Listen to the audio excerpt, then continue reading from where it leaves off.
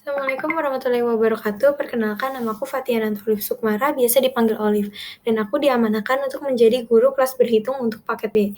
Nah, jadi untuk pertemuan pertama ini kita bakal belajar tentang pecahan, desimal, persen, dan mengubah pecahan ke desimal persen, desimal ke pecahan dan persen, dan juga persen ke pecahan dan desimal.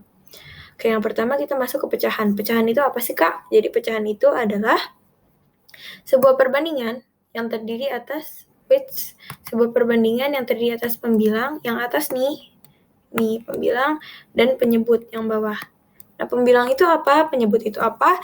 Nah, jadi pembilang itu adalah sesuatu yang diarsir. Kalau di sini itu, jadi ini lihat yang diarsir kan ini satu gitu kan. Yang ini diarsir 3. Yang penyebut itu adalah totalnya berapa? Ini ada 1, 2, berarti 2. Ini ada 1, 2, 3, 4, berarti 4. 1, 2, 3, berarti 3. 1, 2, 3, 4, berarti 4. Nah, ini kalian bikin ya semua pecahannya dan semuanya kirim ke WhatsApp grup. Nah, terus sekarang pertambahan pecahan. Nah, kalau misalkan dikasih penyebut yang udah sama, taruh lagi aja penyebutnya di sini dan pembilangnya itu kalian langsung tambahin langsung. 1 tambah 1 sama dengan 2 gitu kan. Terus kalian harus tahu kalau per itu, pecahan atau per itu adalah sebuah pembagian. Jadi 2 per 2 itu adalah 2 dibagi 2, yaitu 1. Yang ini juga sama, penyebutnya sama, ya udah taruh di sini. 1 tambah 2, 3. 3 bagi 3, 1. Nah, kalau misalkan penyebutnya beda, kita harus nyari yang namanya KPK. KPK itu adalah kelipatan terkecil. Kalau 2 kan kelipatannya ada 2, 4, 6 gitu kan, dikali 2 gitu. 2, 4, 6, 8, berapa, 10, dan lain-lain. Kalau 4 itu ada 4, 8, 12 gitu kan. Tapi yang terkecil yang sama duluan adalah 4, makanya kita taruh aja di sini 4.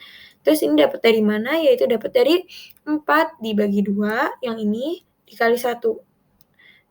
Terus 4 dibagi 2 kan 2, 2 dikali 1, 1, berarti taruh di sini. Terus 4 bagi 4, 1, 1 bagi 1, kali 1, 1. Jadi, kalau misalkan penyebutnya udah sama, ya udah kita langsung taruh penyebutnya lagi di sini, dan juga 2 tambah pembilangnya jumlahin biasa. 2 tambah 1 sama dengan 3. Ini jangan lupa dikerjain. Habis itu kalau pengurangan juga sama aja, kalau penyebutnya udah sama, ya udah taruh lagi aja di sini. Terus pembilangnya 7 dikurang 3, biasa aja. 7 kurang 3, 4. Nah, ini atas sama bawah, atas sama bawah sama-sama bisa dibagi 4 nih. Berarti kita juga harus bagi sama 4. Ini namanya penyederhanaan. 4 dibagi 4, 1, 8 bagi 4, 2. Ini juga sama, kalau beda penyebutnya, berarti kita samain penyebut. Habis itu 4 dibagi 2, kali 1, 2. 4 dibagi 4, kali 1, 1. 2 dikurang 1, 1. Jadi 1 per 4. Selanjutnya, perkalian pecahan. Kalau ini lebih gampang menurut aku, karena ini tuh tinggal dikaliin aja, atas sama atas, bawah sama bawah. 2 kali 4 sama dengan 8, 3 kali 7 sama dengan 21. Ini hasilnya. Terus kenapa yang ini pakai dicoret-coret? Karena itu dua-duanya tuh punya pasangan yang bisa sama-sama dibagi gitu loh. Ini 3 sama 15, dua-duanya bisa dibagi sama 3. 3 dibagi 3, 1, 15 bagi 3 ini kan 5. Terus ini 8 sama 12, bisa dibagi sama 4. Nih, kalau 8 dibagi 4, 2, 12 bagi 4, 3. Kalau misalkan udah nggak ada yang bisa dibagi lagi nih, ya udah langsung aja kali atas kali atas, bawah kali bawah. Oh ya, tadi yang sama-sama bisa dibagi ini atas sama bawah ya. Tadi kan 3 sama 15, habis itu 8 sama 12. Tapi kalau misalkan 12 sama 15, walaupun sama-sama bisa dibagi 3 nih, kalian nggak boleh bagi gitu, harus atas sama bawah. Kalau misalkan bawah sama atas, cuman bisa dikaliin. Gitu deh, terus karena udah nggak bisa ada yang dibagi, jadi 1 kali 2, 3 kali 5. 2 sama 15. Terus habis itu pembagian tuh sama aja kayak perkalian, tapi lihat di sini, kalau misalkan di sini dibagi, kita tulis di sini kali. Di sini 1 per 14, di sini 14 per 1. Kenapa aku nggak nulis satunya? Karena sama aja, angka per 1 itu nggak guna ya guys. 14 per 1 sama dengan 14, 2 per 1 sama dengan 2, 3 per 1 sama dengan 3. Jadi intinya per 1 itu nggak guna. Nah, pokoknya intinya itu kalau dari bagi, di sini harus dikali, terus dibalik. 1 per 14 jadi 14 per 1. Terus ini atas sama bawah bisa dibagi sama 7. Jadi ini bagi 7, ini juga dibagi 7. Jadi sisanya ini 1, Nah, hasilnya 1, yang ini 2.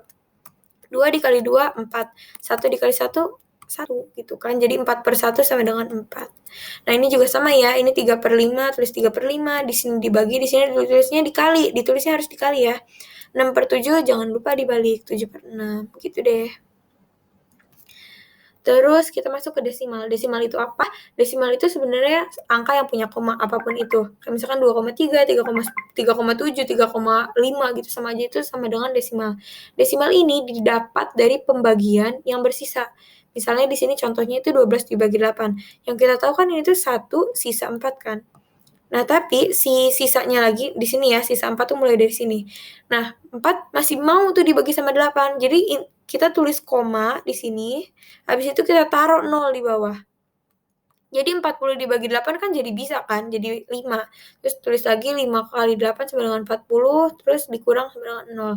Jadi 12 dibagi 8 sama dengan 1,5. Nah, kalau misalkan dibagi sama angka 10, 100, 1000, 10.000 kayak gitu, kita langsung aja naruh ngelihat dari pembaginya. Misalkan 4 dibagi 10. Kan 10 ini punya 0,1 kan. Berarti si 4 itu punya satu angka di belakang koma. Jadi 0,4. Nih, satu angka di belakang koma. 4 dibagi 100. Harus 2 angka di belakang koma. Jadi 0,04 gitu. Terus pertambahan dan pengurangan desimal ya. Ini tuh yang penting kalian harus mikirin komanya harus sejajar. Terserah mau ininya kosong gitu, ini sama-sama kosong gitu kan, tapi nggak apa-apa. Yang penting komanya harus sama, harus sejajar. Kalau misalkan komanya udah sejajar, pertambahan tinggal ditambah, pengurangan tinggal kurang ya. Ini kayak pertambahan dan pengurangan menurun aja biasa. Kalau perkalian, ini juga sebenarnya kita lihat aja angka utamanya. Di sini kan ada 2 sama 3, berarti 6 kan. 2 kali 3 tuh 6. Habis itu di sini ada satu angka di belakang koma nih. Nah, karena ada satu angka di belakang koma, hasilnya juga harus ada satu angka di belakang koma. Yang kedua juga di sini 4 sama 5 dikaliin jadi 20. Karena di sini ada satu angka di belakang koma, di sini ada satu angka di belakang koma, totalnya jadi ada 2 angka di belakang koma kan.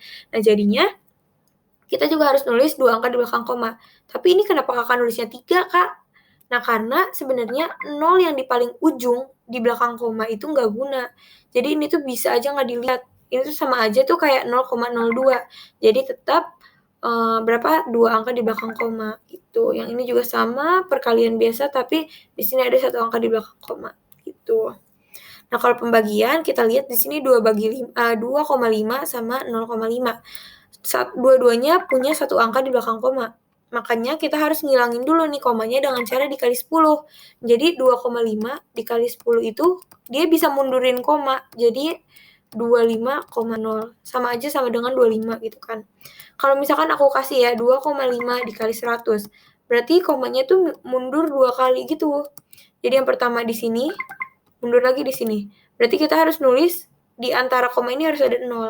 Jadi ini tuh hasilnya 250 ya kalau 2,5 kali 100.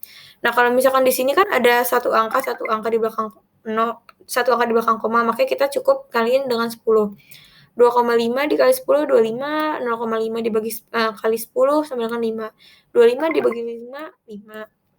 Nah, kalau ini ada yang 2 angka di belakang koma, ada yang 1 angka di belakang koma. Caranya gimana? Kita harus mikirin sama angka di belakang koma yang lebih banyak. Ini kan ada 2, berarti di sini juga harus dikaliin sama 2 0 gitu, jadi 100 kan. Nah, terus ini sama aja jadi 64 karena komanya mundur ya, 1, 2 gitu.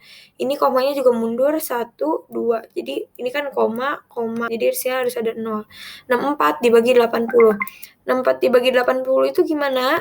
Kalau misalkan gini kan 64 nggak bisa dibagi 80 kan, makanya kita tulis 0, di sini. Terus di sini juga kita tulis 0. Terus 640 dibagi 80 berapa? Udah 8 aja kan. Berarti ini hasilnya tuh 0,8 gitu. Selanjutnya kita ke persen.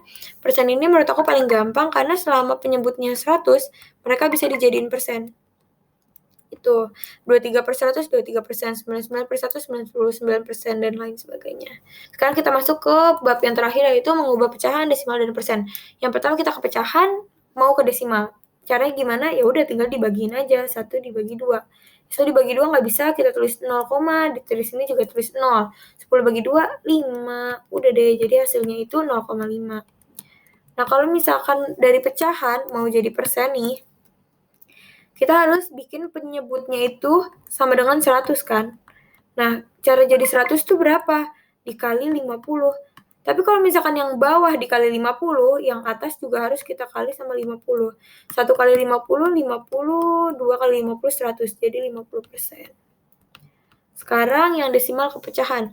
Karena di sini ada satu angka di belakang koma, berarti penyebutnya adalah 10. Kalau ada 2 angka di belakang koma, berarti penyebutnya itu 100 gitu ya. Dan ini atas sama bawah bisa dibagi dengan 2. Jadi 4 dibagi 5, ya kan, per 5. Kalau persen berarti ini kan 8 per 10. Kalau persen tadi tuh harus per 100 kan. Nah, biar per 100 ini dikali berapa? 10. Bawah dikali 10, atas juga kali 10. 8 kali 10, 80. Jadi ini 80%. Sekarang dari persen, jelas-jelas namanya persen yaitu 75 per 100. Ini bisa kalian bagi 25 nih. Jadi hasilnya itu 3 bagi 4. Kalau desimal ya udah karena ada 75 dibagi 100 yang punya 2 angka 0, jadinya harus ada 2 angka di belakang koma. Nah, itu pembelajaran yang kali ini. Kalau misalkan ada pertanyaan, jangan malu-malu nanya karena aku bakal selalu jawab. Oke, semuanya terima kasih dan jangan lupa latihannya. Assalamualaikum warahmatullahi wabarakatuh.